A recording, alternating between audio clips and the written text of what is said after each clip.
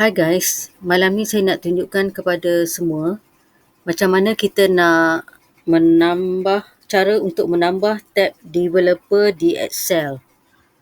Okey, boleh klik kiri. Okey, tengok ni, customize the ribbon, tekan yang ni. Selepas tu kita tengok ni customize ribbon. Then kita tick dekat sini. Dan kita tekan OK.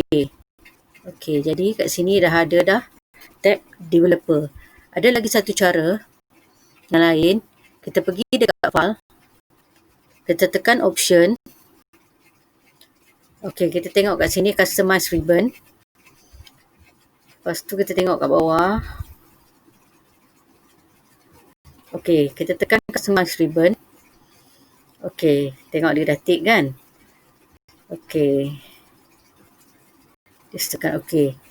Sekiranya kita nak buang tab developer tu, kita pergi kepada file, tekan option.